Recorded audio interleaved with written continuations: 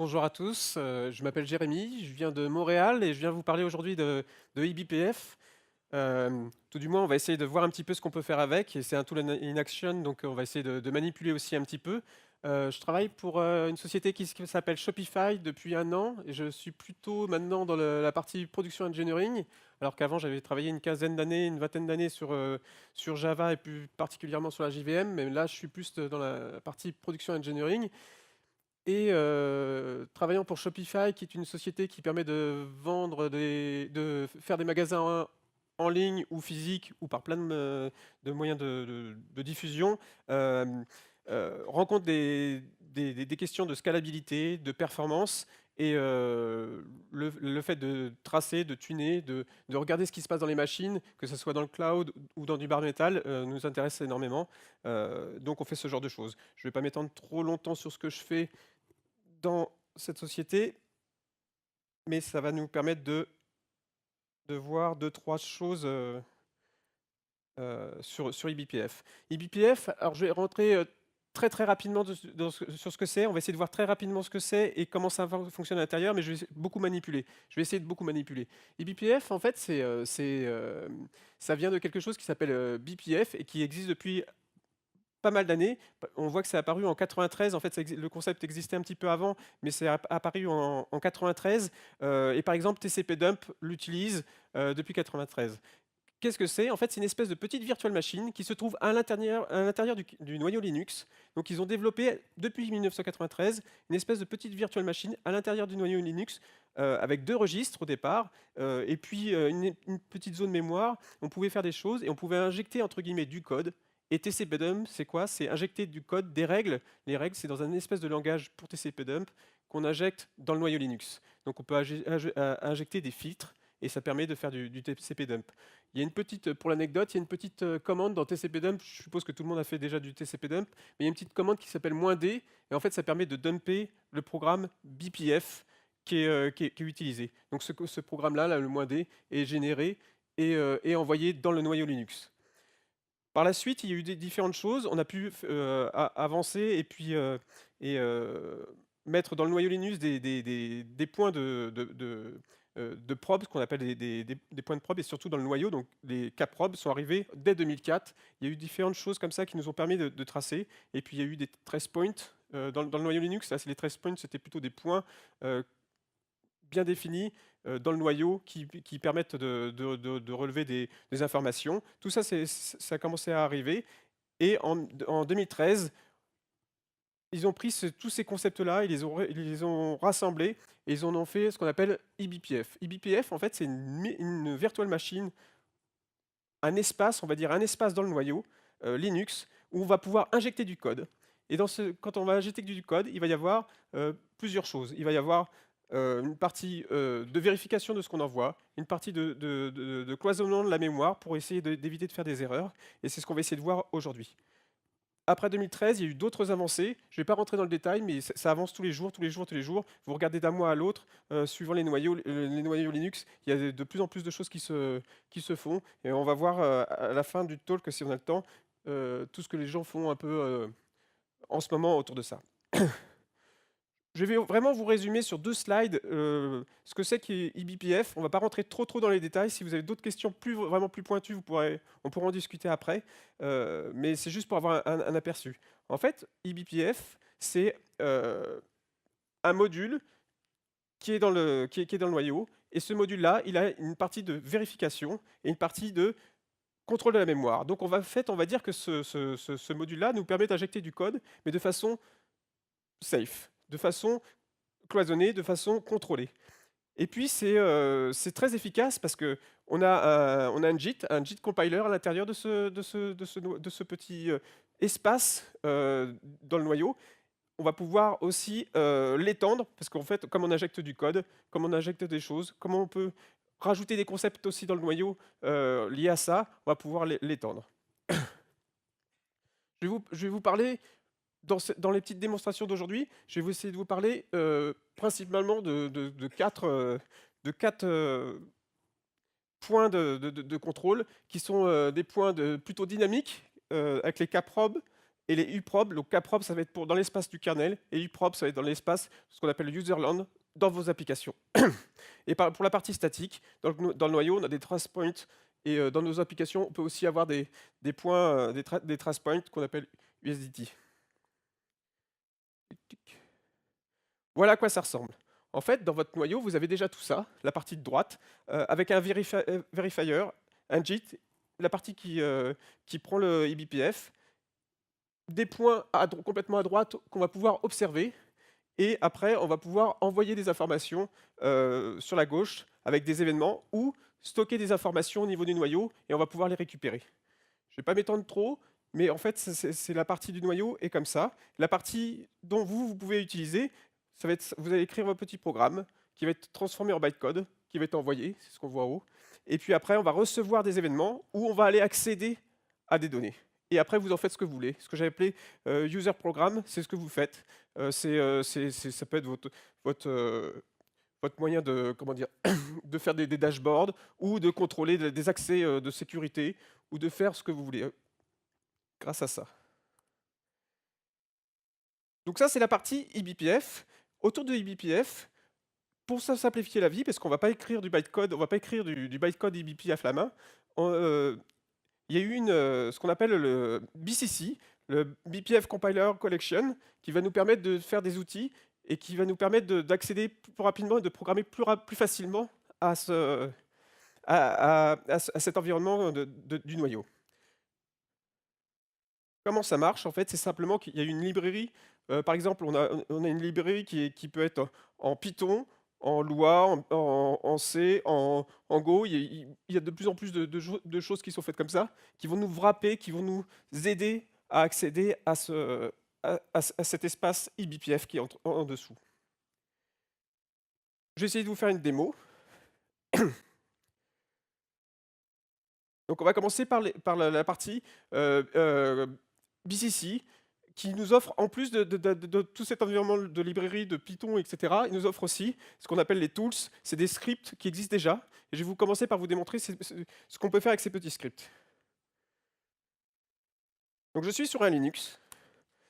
Et ici, j'ai récupéré toute ma librairie BCC avec les tools scripts. C'est des scripts Python. Dans ces petits scripts Python, donc ça, c'est la façon la plus simple d'aborder eBPF. En fait, on a des petits scripts Python qui possèdent chacun une petite aide, et le man est aussi fourni. Donc ça permet de voir un peu, ça permet de contrôler et de savoir un peu ce qu'on peut faire avec ces petits scripts. Donc je vais vous en lancer un premier qui est de contrôler la latence des accès disque.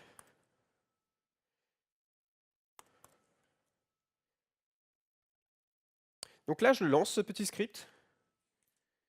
Là, il l'a envoyé au noyau, et il me probe le noyau. En fait, il demande au noyau Linux, donne-moi ces informations. En fait, ce qu'il fait ici, c'est que moi, j'ai envoyé un petit bout de code, et lui, il va mettre dans une map les informations, et mon programme Python va récupérer ces informations-là, et il va me les dumper. Donc ici, on a exécuté du code dans le noyau. Je vais vous en montrer un autre qui vfscount. Ce petit programme-là, celui-ci, va nous compter le nombre de fois qu'on fait des appels à certaines fonctions du noyau. Donc là, je le laisse tourner, je vais l'arrêter. Et là, en fait, il m'a dumpé des fonctions du noyau. Donc là, il y en avait 4. Et le nombre de fois que ça avait été appelé. En fait, ce code-là, si je regarde comment il est fait,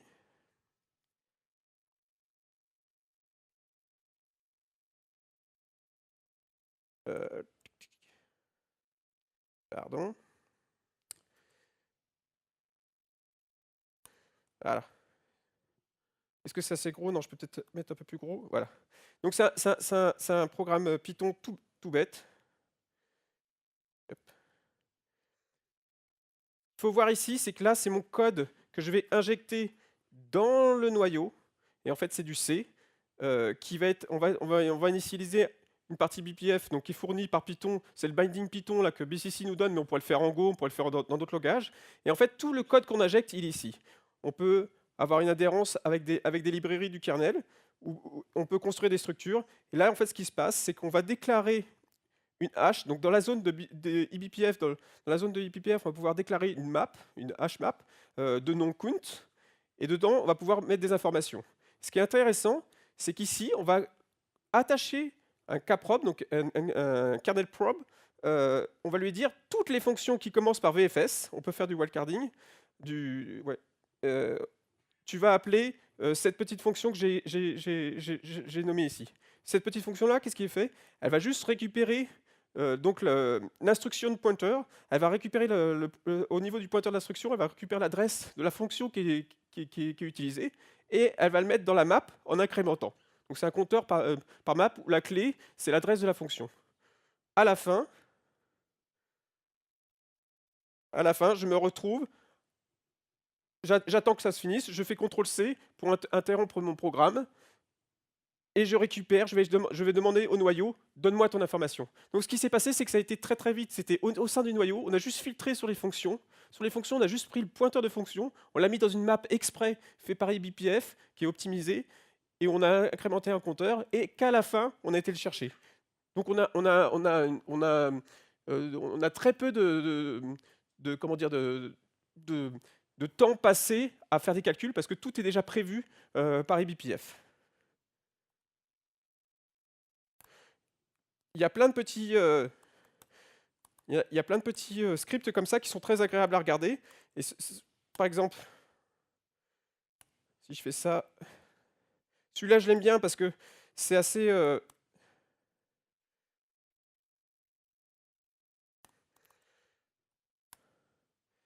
sympa parce que là on voit les changements d'état. Donc si vous avez des problèmes à intercepter, vous pouvez prendre ce petit programme-là et l'améliorer, aller chercher d'autres informations dans le noyau Linux, dans la stack TCP. Vous pouvez vraiment aller chercher des choses.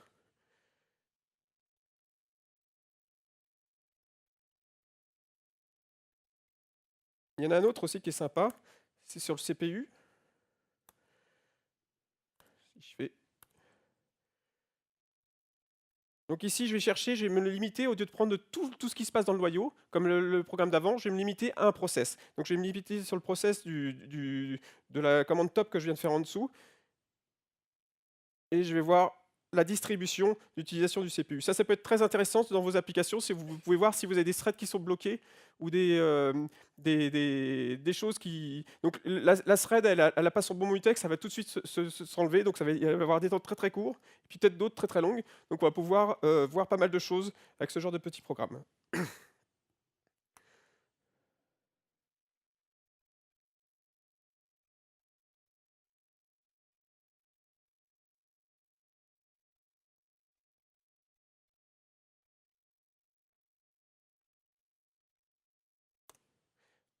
Ici, je voulais vous en démontrer plus et puis rentrer plus dans le code, mais ici, vous avez ce que vous avez dans la doc. En fait, pour les tools de BCC, donc les petits scripts sont déjà faits. Vous voyez tout ce que vous voyez autour, c'est les scripts qui existent, que j'avais en vert juste avant dans les LS, et ils vous montrent un peu ce que vous pouvez faire comme probe. Donc je vous incite à aller vraiment voir la doc de BCC. Et vous avez exactement ce diagramme-là. Moi, je l'utilise très très souvent, donc j'ai préféré vous le mettre et pas en faire un à moi, parce que c'est celui que vous allez retrouver très souvent, et ça vous donne tout de suite des informations, et vous allez pouvoir vous modifier ces petits scripts-là pour faire ce que vous avez besoin. Ça, c'est très bien, mais on a fait des choses, on a renvoyé du code dans le noyau Linux, mais là, je vais vous parler d'autre chose, je vais vous parler maintenant d'un autre outil qui s'appelle BPF Trace. C'est en fait un langage, ils ont fabriqué un petit langage nous permettant de faire exactement ça. Avant, là, on avait écrit du C, on avait écrit du Python qui allait chercher du C. C'est très bien, c'est aussi utile, les deux sont utiles, je vous en parlerai à la fin. Mais ce petit langage-là, il est encore plus utile, c'est parce qu'on va pouvoir faire en une seule ligne de commande, BPF Trace, on va passer une expression, -e, et dans l'expression, on va juste dire, par exemple, ici, c'est quelque chose qui marche réellement, on va dire, prends le kprobe, prends toutes les fonctions VFS étoile, donc va te greffer sur toutes les fonctions qui commencent par VFS dans ton noyau.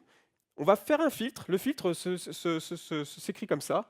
On a des variables par défaut, des variables, des built-in variables, comme la commande ici. Là, c'est l'exécutable qui est lancé. On l'appelle comme. On peut, par exemple, ici, là, je l'ai comparé à ls. Et après, je vais faire une action. L'action ici, c'est simplement, je déclare une variable globale. En fait, c'est une map. Je déclare une map. C'est la fonction qui est comme ça, l'écriture qui est comme ça. Et dans la map, la clé, je vais mettre la fonction. Donc la fonction, ça va être le probe que j'ai envoyé. Donc ça va être VFS quelque chose, ça va être ce que j'ai envoyé, et puis je vais faire plus plus. Donc c'est un petit compteur. C'est exactement le petit code que je vous ai montré en fait avec BCC juste avant, où on avait toute une partie en C, puis une partie en Python, et on peut faire exactement la même chose avec ça.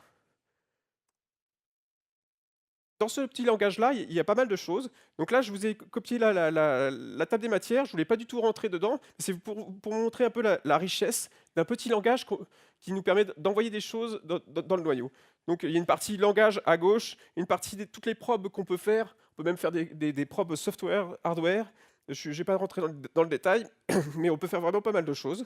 Et de plus en plus, avec les nouveaux noyaux, on a des variables internes prédéfinies comme la stack, on peut récupérer la stack du noyau, la stack du côté de l'application de l'utilisateur.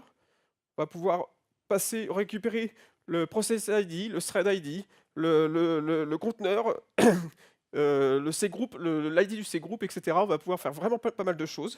Je ne vais pas rentrer dans le détail. On a des fonctions sur les maps. Je vous ai expliqué, on avait une petite map avec une clé, avec un plus plus, etc. On va pouvoir faire des fonctions dessus.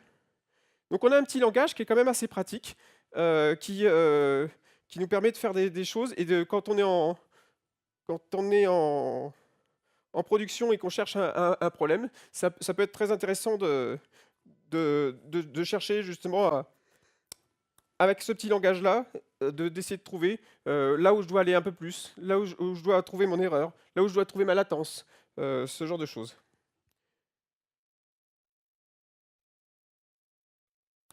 On va essayer de voir ça.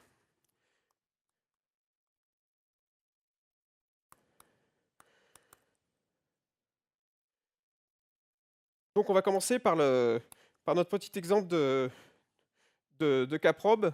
Donc c'est celui qu'on a enlevé, qu'on avait. Je vous ai enlevé le filtre je vous ai enlevé le filtre du LS, mais c'est exactement pareil. Si je fais ça, en fait là il s'est accroché, il a trouvé 53 probes, donc il a trouvé 53 endroits dans le noyau, dans le code qu'il avait, où il pouvait s'accrocher. Donc là, j'ai déjà envoyé du code. Juste en faisant ça, j'ai envoyé du code dans le noyau.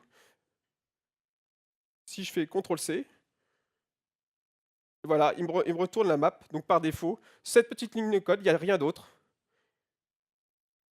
Juste, si vous avez l'outil BPF Trace qui fonctionne sur votre machine, sur votre Linux, il n'y a rien d'autre à faire, ça le fait directement. Donc vous voyez que ça peut être très pratique pour chercher des choses, pour investiguer, surtout quand on sait que c'est safe, c'est contrôlé. Alors, il faut bien sûr, si vous faites si vous faites des programmes qui vont faire des métriques, qui vont récupérer des métriques sur votre production, etc., je vous conseille quand même de toujours voir la différence entre quand j'injecte du code ou sans le code. Est-ce que j'ai une empreinte mémoire de plus? Est-ce que j'ai des temps qui pourraient être dégradés? Normalement, non, c'est fait pour justement pour pas faire ça, mais on a toujours, vu qu'on rajoute du code, on a toujours un impact quand même sur la machine. Donc je vous conseille quand même de regarder, mais par contre, pour trouver les problèmes, ça peut être super intéressant.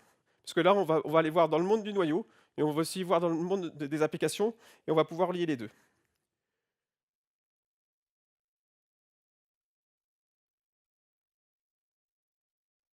Alors, je pense qu'il y a des développeurs Java dans la salle, donc on va essayer de faire un petit exemple avec du Java. Hop, tac, tac, tac.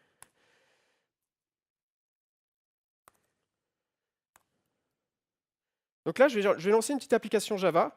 Cette application Java, en fait, elle a juste un service REST qui va appeler un bin de service qui va faire un hello. Donc c'est une application que j'ai trouvée dans un framework qui vient d'apparaître. Il paraît qu'on en parle à cette conférence. Et je vais juste la lancer. Donc c'est du Java. J'ai rajouté quand même une petite option qui me permet d'avoir plus d'informations sur la JVM. Mais à part ça, c'est une application qui est tout à fait normale, qui a été compilée tout à fait normalement, etc. avec BPF trace, ce qu'on peut faire, c'est lister sur un process, en fait, on va pouvoir lister les informations correspondant. Voilà. Je vais pouvoir lister les informations correspondant à un process. Donc j'ai fait -p, donc j'ai fait bpf trace -l. Bon, le -v, il n'est pas utile, hein. Je peux l'enlever, c'est pour avoir les verbose, mais là, ça ne va pas nous servir, ça va pas nous servir trop. J'ai fait -p, le process Java qui est en train de tourner en dessous, et là, j'ai quand même filtré pour ce qui nous intéresse. Donc, je vais être dans le monde userland, donc USDT, et je vais dire, bah, trouve-moi que les choses les trace points qui correspondent à la JVM. C'est pour ça que j'ai mis ce filtre-là, sinon j'en aurais beaucoup trop. Et ici, je m'aperçois qu'il en trouve quand même 521. Une qui m'intéresse.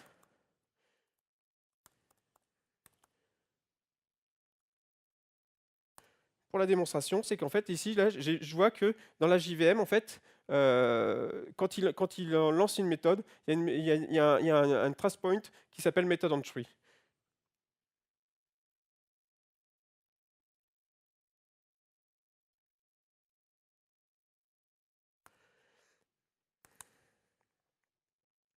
Donc, on va essayer de l'utiliser.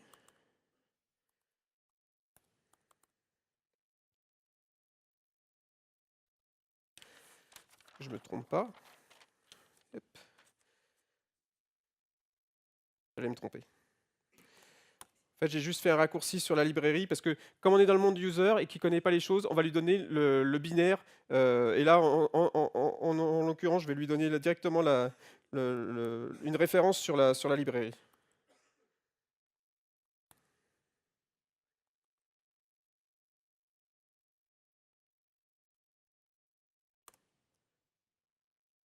Donc, décidément, voilà. Donc ici, là, j'ai lancé une commande, mon expression.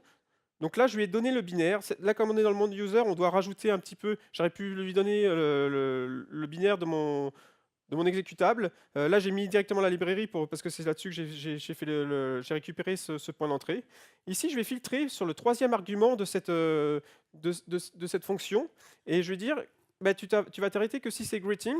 Et si ça marche, bah, tu vas m'imprimer le premier argument et le troisième argument. Est-ce que vous voyez tous? Vous voulez que je mette plus gros ou c'est correct? Donc là, cette fois-ci,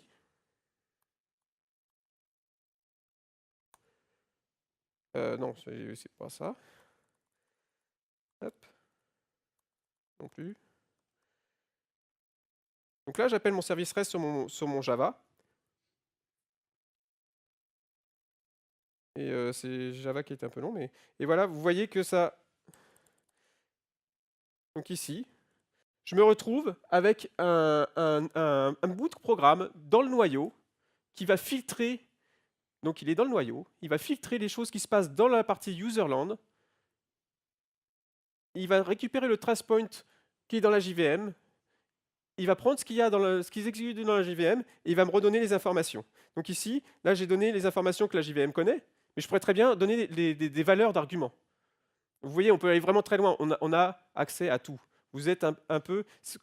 Les gens qui font des conférences sur ce sujet-là, entre guillemets, disent qu'ils se prennent un peu pour Dieu, parce que c'est vrai qu'avec 3 lignes de commande, avec ce petit outil-là, on peut vraiment faire énormément de choses. On peut vraiment aller vraiment dans des recoins de l'exécution.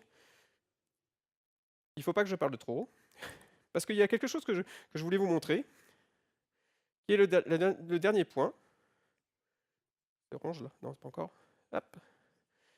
Le dernier point, c'est qu'on peut le faire aussi dans Kubernetes. Kubernetes, il y a des gens qui ont fabriqué un plugin pour kubectl qui s'appelle Trace. Et ce petit plugin va nous permettre d'envoyer des informations. Alors si vous connaissez Kubernetes, en fait il crée un job, il va envoyer le probe grâce à un job. Je ne vais pas rentrer dans les détails, mais la chose est là. Ce qu'on va faire, c'est que j'ai un Redis qui tourne et je vais essayer dans un Kubernetes, je vais essayer de prober ce petit Donc, alors, pour pas... J'avais endormi mon Kubernetes. En fait, j'ai un kind. S'il y en a qui s'intéressent, je peux en parler. Là, je l'avais endormi. J'ai fait une petite astuce pour l'endormir. En fait, j'ai endormi le Docker mare de Kubernetes. C'est un peu... il n'aime pas trop ça de temps en temps. Il ne faut pas trop le faire, mais ça marche bien pour les démos. Donc là... ah oui, je suis vraiment en retard.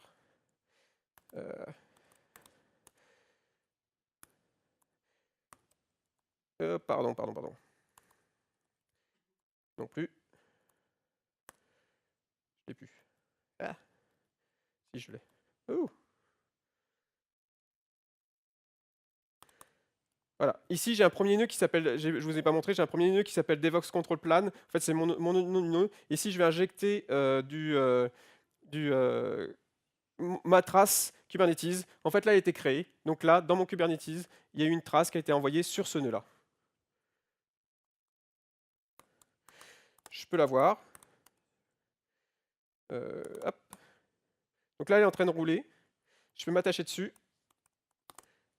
Hop. Non plus. Ah. Bien sûr, c'est une nouvelle trace. Ah.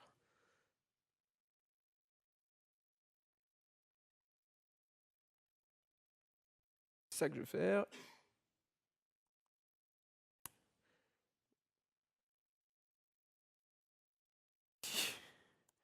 Ça va être dur, hein. Donc là, je me suis accroché. En fait, cette trace-là, qu'est-ce qu'elle fait? Elle compte. Donc il faut que je fasse CTRL-C pour avoir les choses. Et voilà, j'avais fait un filtre sur mes 603 read. En fait, il a trouvé deux fonctions. Et là, ça a été exécuté 37 000 fois. Et là, 118 000 fois.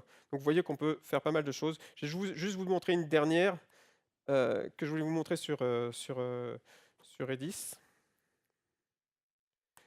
Donc cette fois-ci, je ne vais pas m'accrocher à un nœud, mais je vais m'accrocher à un...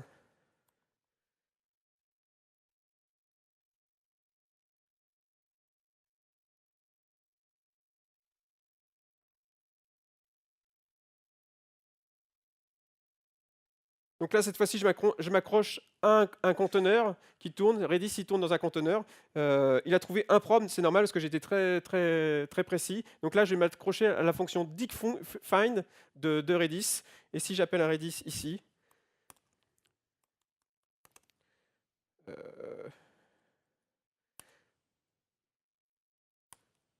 tadam! Donc là, j'ai pu faire un probe sur un Redis tout à fait normal, dans un Kubernetes tout à fait normal. Simplement, j'ai utilisé un plugin qui m'a envoyé certaines choses. Ça va être tout pour aujourd'hui. J'avais plein d'autres choses à vous montrer, mais ça, on pourra le voir après. Il existe plein de projets autour de ça. Je vous conseille vraiment deux grosses références. C'est cette partie-là. Vous pourrez aller voir surtout la doc native. Si vous voulez commencer, vous allez voir BCC et BPF Trace. Vous pouvez commencer par là. Il y a plein d'autres projets. C'était juste pour vous donner un aperçu, pour vous montrer comment moi j'ai pu l'utiliser et comment appréhender les choses très facilement, alors que c'est une technologie qui nous permet de faire énormément de choses. Je vous remercie.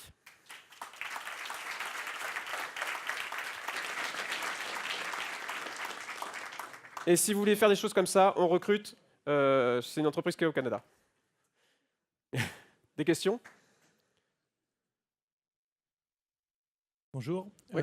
C'est en natif dans le noyau, la zone d'interrogation. Est-ce que les utilitaires que vous avez utilisés sont installés en natif avec l'OS ou faut installer des paquets en plus? Non, alors BCC, la partie donc, qui nous va permettre d'envoyer les choses, ça c'est une surcouche. En fait, on pourrait accéder dans le noyau nativement avec un peu ce qu'on voyait avec le -d de TCP-dump, mais ça, personne ne fait ça. Mais les outils, non, il faut les rajouter. Mais il y a une petite image Docker, par exemple pour BCC, vous avez juste faire Docker run avec ça, et vous pouvez tester en une minute, vous pouvez tester.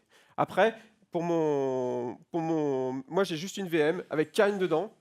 J'ai utilisé BPF Trace et ça fonctionne. Ça ne fonctionnera pas tout le temps dans votre production. Par exemple, il y a des histoires de droit, etc. Là, il faut aller voir un peu plus la documentation. On peut le faire, mais voilà. Mais sinon, la partie eBPF est déjà dans votre noyau chez vous depuis 93. Une autre question? C'est fini? 6 secondes. 4, 3, 2, 1. Merci à tous.